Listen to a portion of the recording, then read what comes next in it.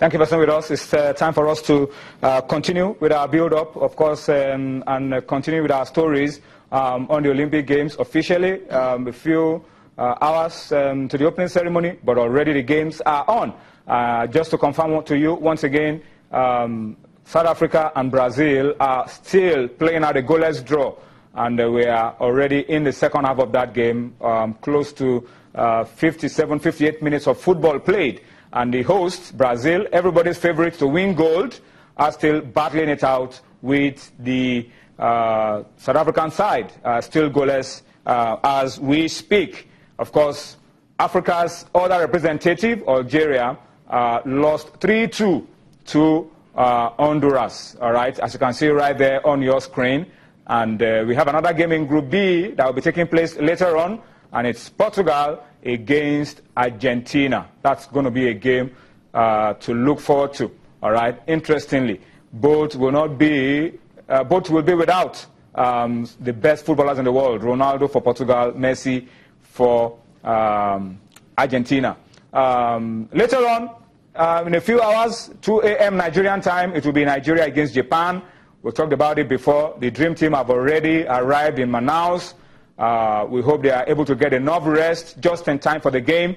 And then we have Sweden, the other team in our group, will be taking on Colombia. That's the football event. And once again, we wish Team Nigeria all the best of luck. The Olympic Eagles, all the best of luck. All right, let me quickly introduce to you my partners on the program tonight. They've joined me. Wale Adigum is on Sports Tonight again this Wednesday. We're happy to have, or this Thursday, I beg your pardon. We're happy to have you. And Amy Adebayo is also with us, guys. Well, I don't know whether you guys see it as good news, but no, good news all the same. They have arrived safely, and they have to race against time now. Catch a few minutes of rest and try to put themselves in shape. Looks very tough, very difficult. But the good news is that they have arrived, and now we can begin to think about the game. Yemi? It's a tough ask. It's really tough. I'm happy we're not being walked over. It will have been a disaster. At least we don't have that record yet. Yeah, we will not have that record. The embarrassment at this level is enough. I thank God that, Salt wasn't added to injury. I don't really know what to ask from the boys. I don't really know. It's tough. I don't even know if they'll have time to rest. I don't know if they'll psych themselves up for this game. Some of them are professionals. They're not used to this kind of shoddy arrangement, shoddy planning. I don't know. Just hold your thought, guys. Hold your thought, Yemi. Let's cross over to Washington. Sonny Young is waiting to join us. And Sonny is already in the mood for the Olympics. He's putting on a Rio 2016 T-shirt. Sonny is already in the spirit. Sonny, officially we have a few hours to go, about 23 hours to go. But unofficially, the Olympic Games are already upon us. I see you are in the mood. Let the games begin, Toyin. Yes, let the games begin. I'm hoping, once the competition gets into full swing, Toyin, that, we're going to kind of push aside some of these negative stories surrounding Rio with Zika and pollution and late arrivals, not just by Nigeria's Dream Team, but by other athletes. I guess there have been flight problems across the board in Rio. Sonny, what are you expecting? The games are already upon us. Not a good start for Africa in the women's football event. South Africa lost 1-0 to Sweden. South Africa, I beg your pardon, Zimbabwe lost 6-1 to Germany. Earlier today, Algeria lost in the men's football event 3-2 to Honduras.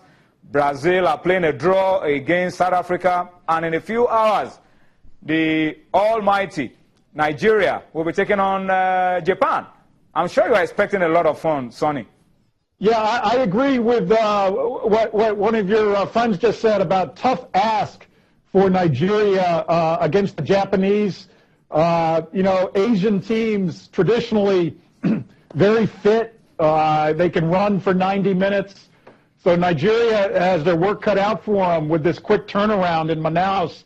To me, it would be an incredible upset if Nigeria can score a victory over the Japanese in their opening match, just based on all the headaches and turmoil they've gone through just to get to Brazil.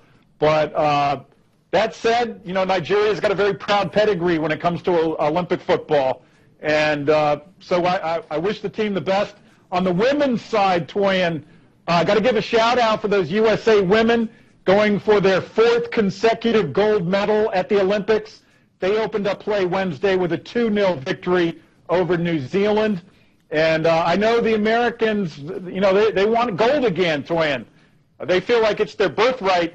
If they win gold again, they'll become the first team in history to win the World Cup, the Women's World Cup, and then come back the following year and win the Olympic title.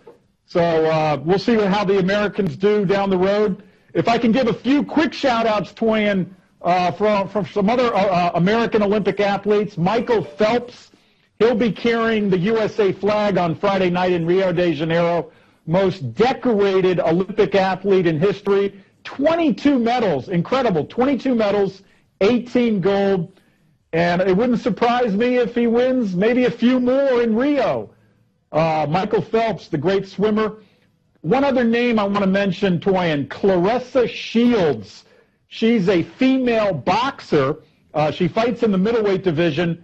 If she can win the gold medal again in Rio, she'll become the first U.S. boxer to win gold medals back-to-back. She also won gold in London 4 years ago. So I'll give Claressa Shields a shout-out. One more shout-out, Toyin. Sydney McLaughlin. She turned 17 years old on Sunday. She competes in the women's 400 meters hurdles. She will be the young athlete to compete in the Olympics since 1976. 40 years. And I don't know if she's going to win a medal in Rio, Toyin, but she's got some talent. She just set a world junior record last month at the USA trials. So she's another one to watch out for on the USA Olympic team. Sonny, I must say very big thank you to you for your time on the show. We are still going to get a lot more from you as we look forward to the Olympic Games in Rio. I don't need to ask you to predict. I mean, everybody will get this right. If I ask, who are you tipping to strike gold in basketball? Any arguments about that one? Any prizes for guessing right? No one.